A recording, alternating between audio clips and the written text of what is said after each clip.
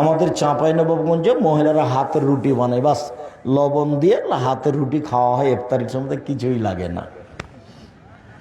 সুন্দর সহজ, আজকেও কাছাকাছি তাই। কাজেই ইফতারি কম সাজান, রমজানকে বেশি মূল্যায়ন করেন। সম্মানিত দিনী ভাই বোন, কাঁচা ডাল দিয়ে মেশাক করলে সিয়ামের কোনো ক্ষতি হয় না। পেস্ট দিয়ে দাঁত পরিষ্কার করলে সকালে দুপুরে কোনো কিছু সমস্যা হয় না। তারপর ভুল করে কিছু খেয়ে নিলে সমস্যা হয় না।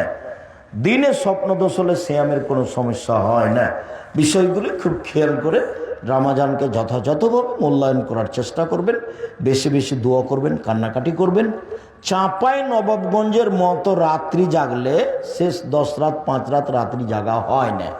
চাঁপাইনবাবগঞ্জের কি বলেন তো আব্দুর রাজাক সাহেব, ওই সবাই এক জায়গাতে বসে কোরআন মাজিদ তেলাওয়াত করে, জিলাপি খায়, গল্প করে, এইটা চলবে না।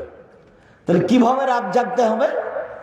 রাত জাগার পদ্ধতি হলো এশার সালাত জামাতে আদায় করেন, একটু শুয়ে যান, 10:30 11টার দিকে উঠেন, সুন্দর করে উজু করে আল্লাহ আকবর বলে সালাত শুরু করেন। আপনার তো কোরআন মাজিদ মুখস্থ নাই, সূরা ইখলাস আছে, কুল আল্লাহ আহাদ, সূরা ফাতিহার পরে কুল আল্লাহ আহাদ 1 বার 2 বার 50 বার 1000 বার যতক্ষণ থাকা যায়।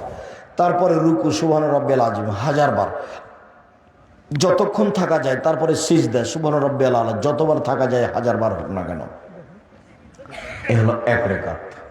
এভাবে আরেক রাকাত, এ হলো 2 রাকাত, আর 2 রাকাত, এ হলো 4 রাকাত। দেখবেন 1.5-2 ঘন্টা গেছে। এখন দরজাটা বন্ধ করে দেন, ঘরে যেন কেউ না আসে। হাত তুলে দোয়া করেন, কান্নাকাটি করেন, তাসবিহ তাহলিল করেন, জিকির আজকার করেন। 1-1.5 ঘন্টা ক্ষমা আজকে নিতেই হবে। ক্ষমা না হয়ে সকাল হতে দেওয়া হবে না। আগে তুমি ক্ষমা করো, তারপরে কোনো কথা। খুব চাপ দিয়ে বলতে হবে, আগে তুমি ক্ষমা করো তারপরে কোনো কথা। কান্নাকাটি করে খুব বিনয়ের সাথে বলবেন আপনি। 1-1.5 ঘন্টা, তারপরে আবার 4 রাকাত, দেখবেন ফজর হয়ে এসেছে। 3 রাকাত 1 রাকাত বেতু পড়ে নেবেন, বাসায় গিয়ে সাহারি খাবেন। তার নাম হলো রাত্রি জাগা।